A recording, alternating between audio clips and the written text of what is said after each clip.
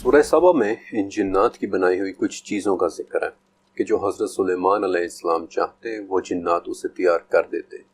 مثلاً قلعے، مجسمے، تالابوں کے جیسے پانی کے بڑے بڑے پیالے یا پولز، اور ایک جگہ جمے ہوئے فکسڈ پکانے کے بڑے بڑے برتن۔ اس سے پہلے کہ میں آپ کو ان کی کنسٹرکشنز کے بارے میں مزید بتاؤں،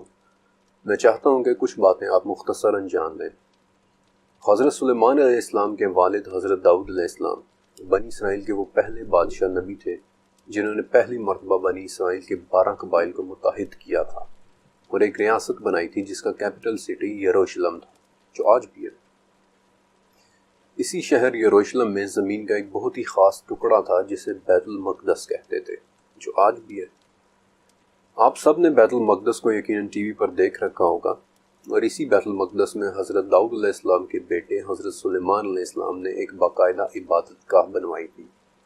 جسے اہل کتاب ٹیمپل آف سولومن کہتے ہیں اور ہم مسلمان اسے ہیکل سلیمانی کہتے ہیں۔ آج سے 2950 سال پہلے بنایا جانے والا اوریجنل ہیکل سلیمانی، جس کی جگہ یعنی بیت المقدس پر اس وقت دنیا کے 3 بڑے مذاہب دعوے دار ہیں: عیسائیت، یہودیت اور اسلام۔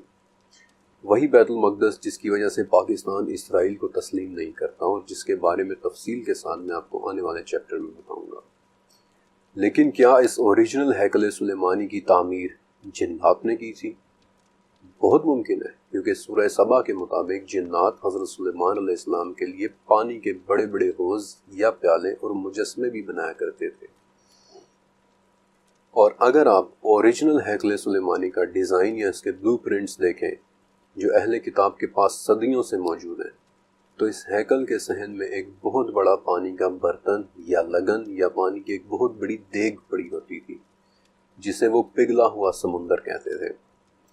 12 بیلوں کے مجسموں کی پشت پر رکھا ایک بہت بڑا برتن، جو بیسکلی ہیکل میں رہنے والے علماء کے لیے وضو کرنے کی جگہ ہوتی تھی۔ یہ برتن اتنے بڑے تھے کہ ان میں ان کے اوپر سے پانی ڈالنا ممکن نہیں تھا۔ ان میں پانی کیسے ڈالا جاتا تھا، اس میکانزم کا ابھی تک صحیح اندازہ نہیں لگایا جا سکا،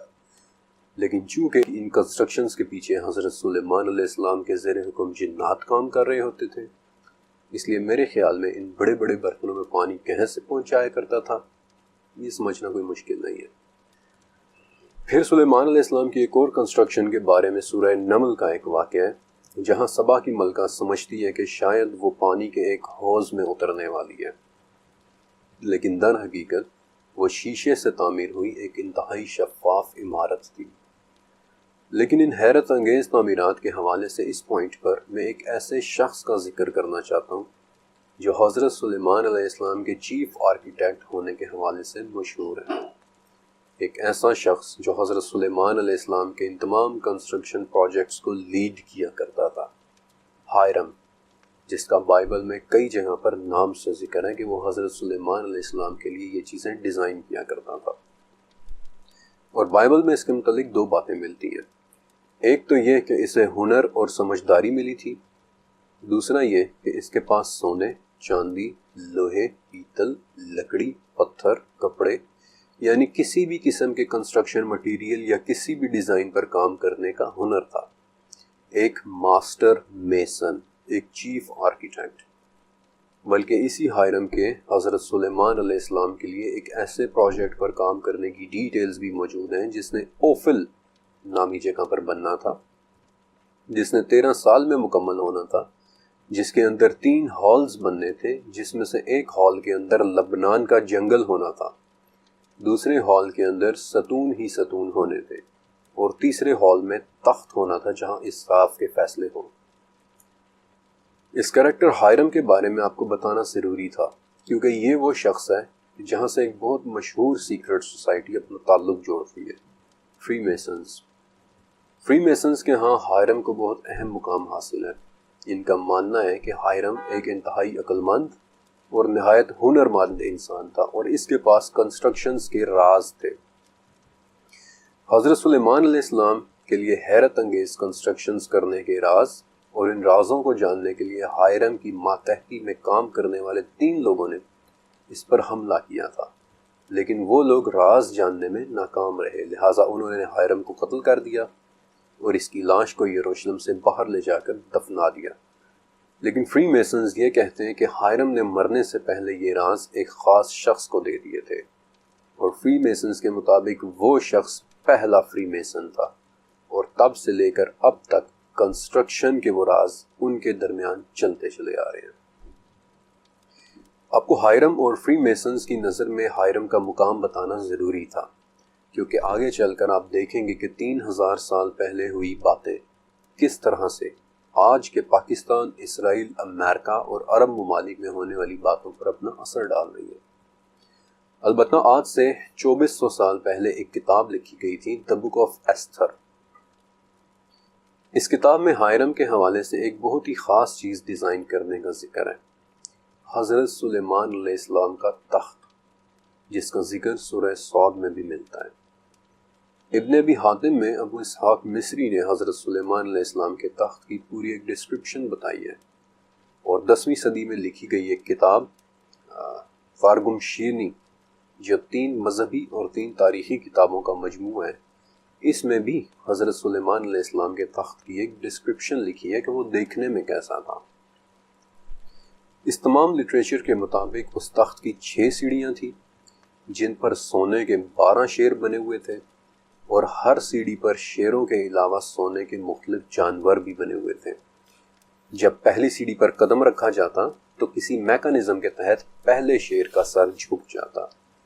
دوسری سیڑھی پر قدم رکھنے سے دوسرے شیر کا سر جھک جاتا، اور تخت کے اوپر رکھی بیٹھنے کی خاص جگہ میں بیٹھ جانے پر ایک بہت بڑا عقاب اپنے پروں سے بیٹھنے والے کے اوپر چھاؤں کر لیا کرتا تھا۔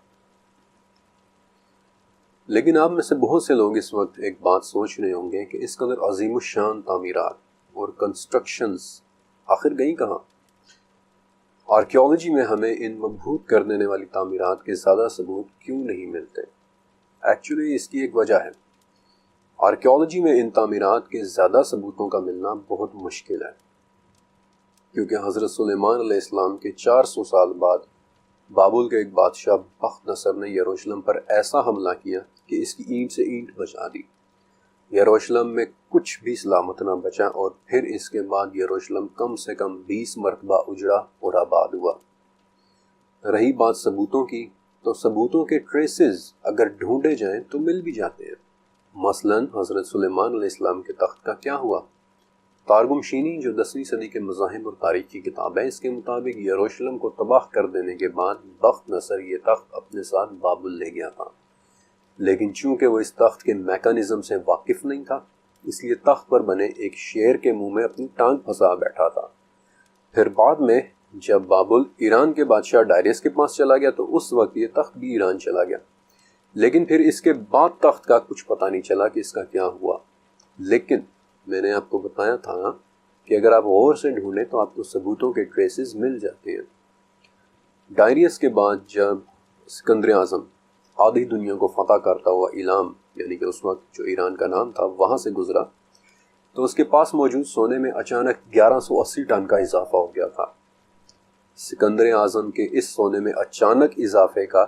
اس تخت پر بنے موجود سونے کے شیروں اور دوسرے جانوروں سے کوئی تعلق تھا یا نہیں؟ واللہ عالم۔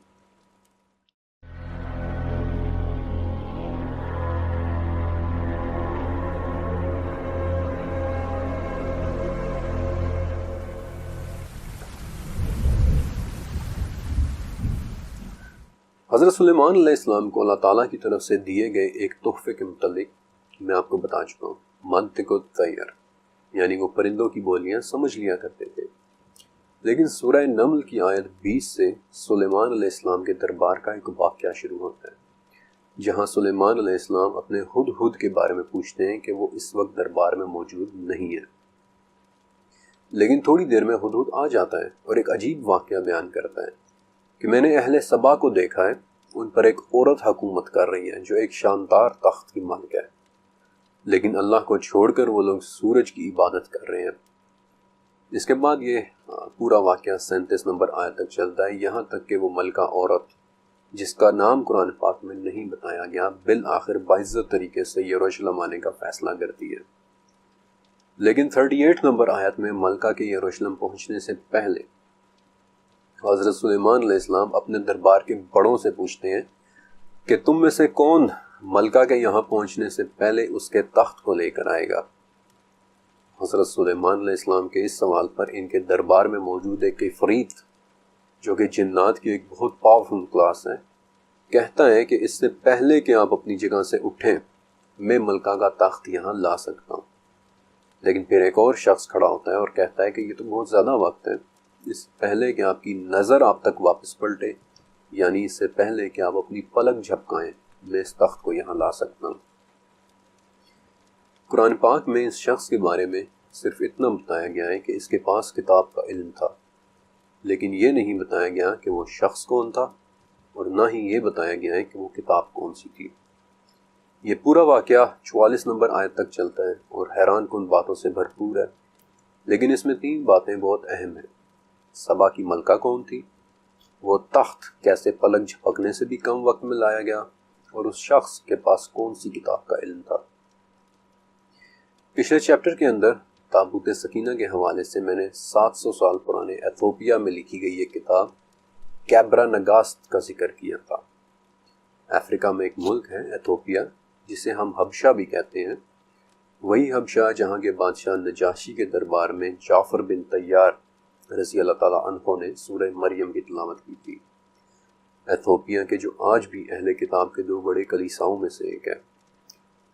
ایتھوپیا بیسیکلی وہ ملک ہے کہ جس پر کبھی کوئی دوسرا ملک صحیح طرح سے حکومت نہیں کر پایا۔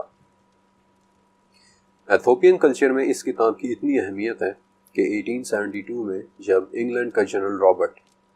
افریقہ پر انگلینڈ کی حکومت کے دوران بہت سے خزانے چرا کر انگلینڈ لے گیا تھا، تو ان خزانوں میں کیبرا نگاست کی کچھ اوریجنل کاپیز تھی۔ اس وقت ایتھوپیا کے پرنس کاسا نے ملکہ وکٹوریہ کو خط لکھا تھا کہ کیبرا نگاست ہماری مقدس ترین کتابوں میں سے ایک ہے، میری دعا ہے کہ آپ یہ پتہ چلا لیں کہ اس وقت یہ کتاب کس کے پاس ہے، کیونکہ اس کے بغیر لوگ کبھی بھی میری اطاعت قبول نہیں کریں گے۔ اس کتاب کے اندر سبا کی قوم کے حوالے سے کافی انفارمیشن موجود ہے۔ اس میں لکھا ہے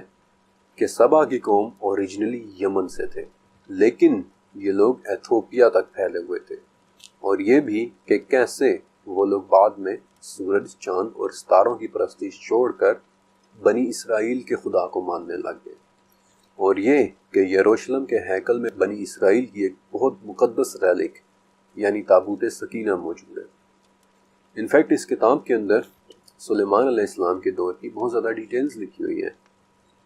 اسی طرح یونان کے پرانے لٹریچر میں بھی عربیہ فیلکس کا ذکر ملتا ہے، یعنی عرب کا ایک حصہ جس پر ایک ملکہ حکومت کرتی ہے، اور وہ بہت خوشحال علاقہ ہے،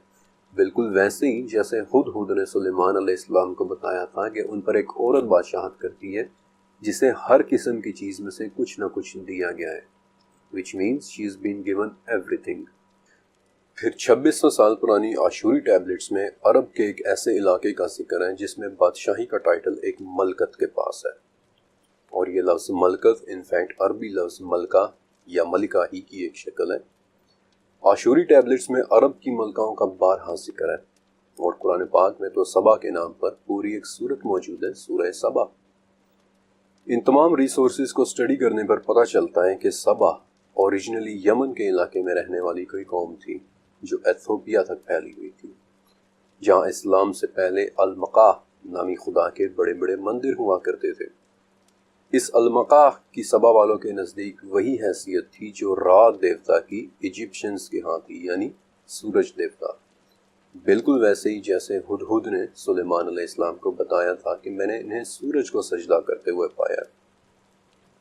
1951 میں یمن کے اندر 2700 سال پرانے ایک ایسے ٹیمپل کا کھنڈر ملا تھا جسے آج ہم ٹیمپل آف عوام کہتے ہیں۔ اس مندر کے چند لمبے لمبے پلرز ہی بچے تھے جن پر انسکرپشنز کی صورت میں لکھا تھا المقا یعنی سورج کی عبادت گاہ جس نے سب کو بنایا، اور یہی انسکرپشن اگلے سال کھدائی کے دوران ملنے والے مزید ایک اور ٹیمپل پر بھی ملی تھی، لیکن اس نئی سائٹ پر صرف 5 پلرز ہی مل سکے تھے جو کسی طرح کی سورج کی پرستش میں استعمال ہوتے تھے۔ ان تمام ٹریسز سے پتہ چلتا ہے کہ یقیناً سبا کی وہ قوم خود بھی اتنی طاقتور تھی کہ یونان، آسیریا اور ایتھوپیا تک اس کے ٹریسز ملتے ہیں۔ جنہیں یونانی عربیہ فیلکس یعنی خوشحال عرب کہتے تھے، جنہوں نے اس علاقے میں سورج کی عبادت کے بڑے بڑے ٹیمپلز بنا رکھے تھے، تو یقیناً اس بڑی قوم کی ملکہ کا تخت بھی صرف ایک کرسی ہی نہیں ہوگا، بلکہ یقیناً ایک بڑی عظمت والا ہوگا، بالکل ویسے ہی جیسے ہدہد نے سلیمان علیہ السلام کو بتایا تھا۔ لیکن عظمت والے اس تخت کو یمن سے 2350 کلومیٹر دور، 2350 کلومیٹر دور یروشلم میں اس طرح لے آنا کہ پلک بھی نہ جھپکی جائے، یہ کیسے ممکن ہے؟ اور ذہن میں ایک ہی جواب آتا ہے، ٹیلی پورٹیشن، یعنی چیزوں کو ایک لمحے کے اندر ایک جگہ سے دوسری جگہ لے جانا۔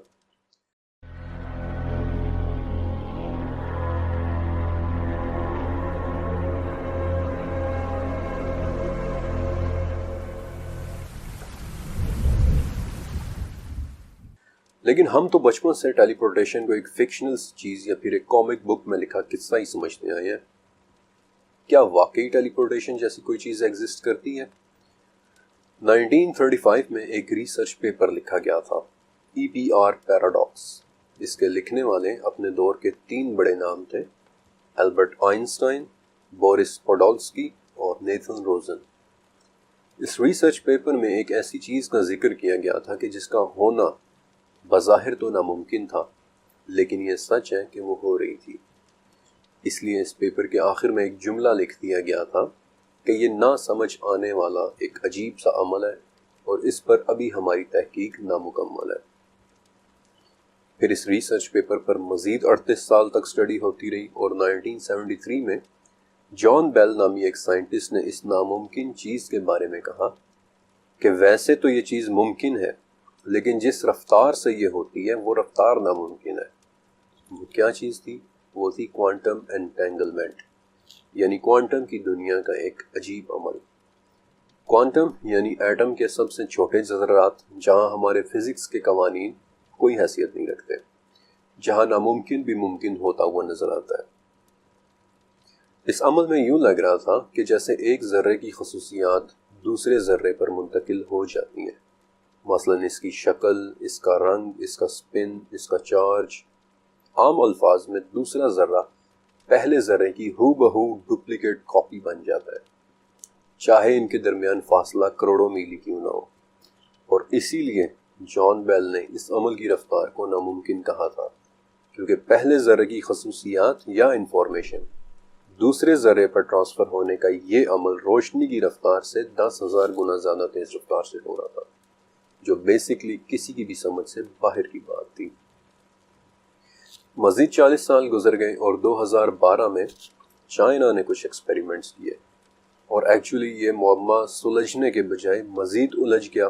کیونکہ پہلے ذرے کی انفارمیشن دوسرے ذرے پر نہ صرف ٹرانسفر ہو رہی تھی بلکہ مستقل طور پر اس پر قائم بھی رہ رہی تھی۔ اور پھر ہالینڈ کی ڈیلفٹ یونیورسٹی نے یہ بھی بتا دیا کہ پہلے ذرے کی خصوصیات دوسرے ذرے پر منتقل ہونے کے بعد وہ پہلے ذرے کی ڈپلیکیٹ کاپی بن جاتا ہے، اور تب اگر پہلے ذرے کو ختم بھی کر دیا جائے تب بھی دوسرا ذرہ یعنی اس کی ڈپلیکیٹ کاپی قائم رہے گی۔ اور یہ ساری باتیں ہماری ریگولر فزکس کو عاجز کر دینے والی تھیں، کیونکہ ڈیلفٹ یونیورسٹی کی یہ رپورٹ سادہ زبان میں ٹیلی پورٹیشن کا جیتا جاگتا ثبوت تھی۔ اور پھر بالآخر 2015 وہ پہلا سال بنا جب انسان نے باقاعدہ اعلان کیا کہ کوانٹم ٹیلی پورٹیشن نہ صرف ممکن ہے بلکہ کی بھی جا سکتی ہے،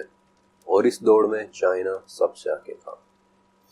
انہوں نے ٹیلی پورٹیشن کے تجربات کے لیے اپنا کیس نامی پروجیکٹ استعمال کیا، یعنی quantum experiments at space scale, اور 16 جون 2017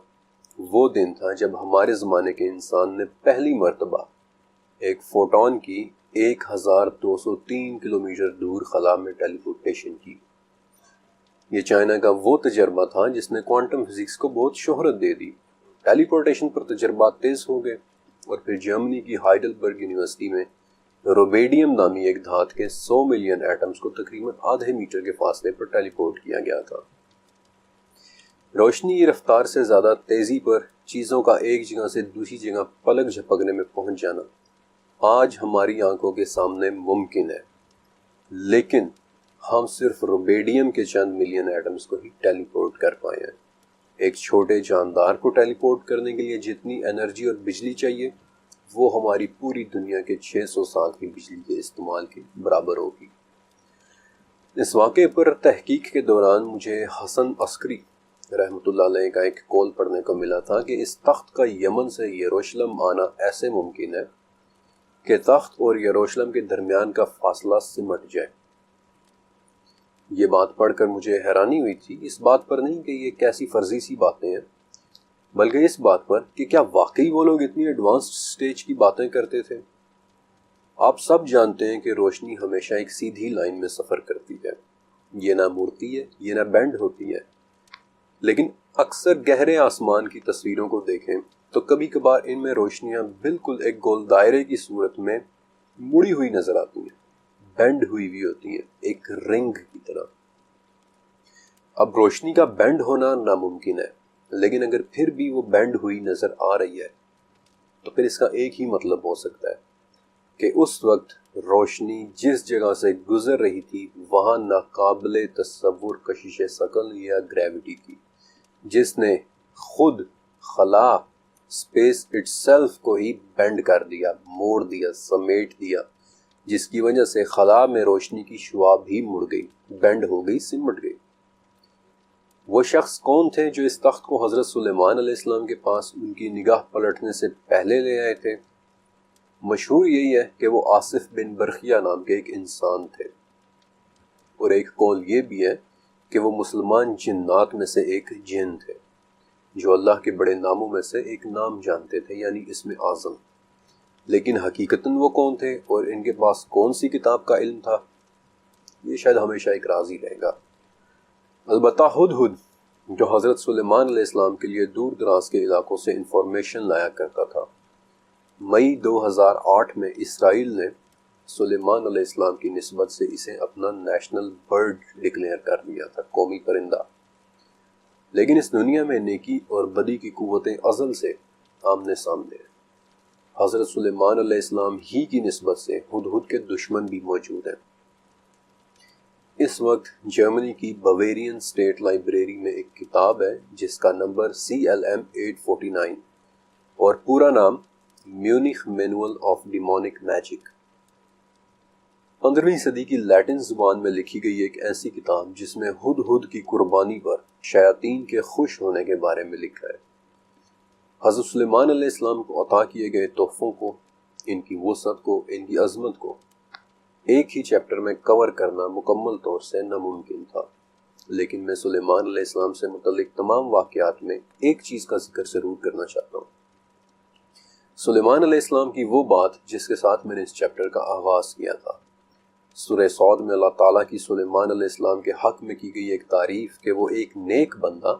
اور اللہ کی طرف پلٹتے رہنے والا تھا۔ میں نے آپ کو جتنے بھی واقعات سنائے، ایک دفعہ ان کی آخری آیات پڑھیں۔ سورہ نمل، یہاں سلیمان علیہ السلام خود بتا رہے ہیں کہ ہمیں پرندوں کی بولیاں سکھائی گئی ہیں اور ہمیں سب کچھ میں سے دیا گیا ہے، بے شک یہ اللہ کا واضح کرم ہے۔ سورہ نمل، جب سلیمان علیہ السلام نے چیونٹیوں کی گفتگو سنی اور مسکرا دیے تو کہا کہ اے اللہ،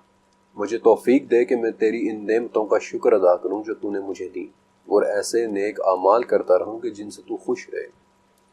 سورہ نمل، جب سلیمان علیہ السلام کے دربار میں موجود وہ شخص سبا کی ملکہ کا تخت یمن سے یروشلم پلک جھپکنے سے پہلے لے آئے اور سلیمان علیہ السلام نے وہ تخت اپنے پاس پڑا ہوا دیکھا تو کیا کہا کہ یہ میرے رب ہی کا فضل ہے تاکہ وہ مجھے آزمائے کہ میں شکر ادا کرتا ہوں یا پھر ناشکری۔ شکر گزاری بھی اپنے ہی نفع کی چیز ہے اور ناشکری کرنے والے سے میرا رب غنی ہے۔ بات بات پر حضرت سلیمان علیہ السلام اللہ کی تعریف کرتے تھے، اللہ کا شکر ادا کرتے تھے، وہ عادت جسے اللہ تعالیٰ نے بہت زیادہ پسند کیا ہے، کیونکہ وہ سورہ ابراہیم میں بتاتا ہے کہ تمہارے پروردگار نے تمہیں آگاہ کر دیا کہ اگر تم شکر گزاری کرو گے تو میں تمہیں اور بھی زیادہ دوں گا، اور جب اللہ کی شکر گزاری کی جائے تو وہ دعائیں قبول کرتا ہے، جیسے حضرت سلیمان علیہ السلام کی دعا قبول کی کہ اے اللہ مجھے بخش دے اور مجھے ایک ایسی بادشاہی عطا فرما کہ جسے میرے بعد کوئی شخص نہ پا سکے اور تو ہی دینے والا ہے۔ اور واقعتاً اس بزرگ نبی بادشاہ کو ایک ایسی بادشاہی عطا کی گئی کہ جس کی کوئی دوسری مثال نہیں ملتی۔ لیکن یہ دعا حضرت سلیمان علیہ السلام کی 3 دعاؤں میں سے صرف ایک دعا ہے۔ عمر بن عاص رضی اللہ تعالیٰ عنہ سے مروی ہے کہ آپ صلی اللہ علیہ وسلم نے فرمایا کہ حضرت سلیمان علیہ السلام نے اللہ تعالیٰ سے 3 دعائیں کی تھیں۔ اللہ تعالیٰ نے ان کی 2 دعائیں قبول کر لی اور ہمیں امید ہے کہ اللہ تعالیٰ ان کی تیسری دعا بھی قبول کرے گا۔ حضرت سلیمان علیہ السلام کی پہلی دعا تھی کہ سلیمان علیہ السلام کا فیصلہ اللہ کے فیصلے کے مطابق ہو۔ اللہ نے ان کی یہ دعا قبول کر لی۔ ان کی دوسری دعا یہ تھی کہ اللہ انہیں ایک ایسی حکومت دے جو ان کے بعد کسی اور کو نہ ملے۔ اللہ نے ان کی یہ دعا بھی قبول فرما لی۔ اور حضرت سلیمان علیہ السلام کی تیسری دعا یہ تھی کہ جو آدمی اپنے گھر سے محض نماز ادا کرنے کے لیے مسجد اقصی جائے وہ گناہوں سے یوں پاک ہو جائے جیسا اپنی پیدائش کے روز تھا۔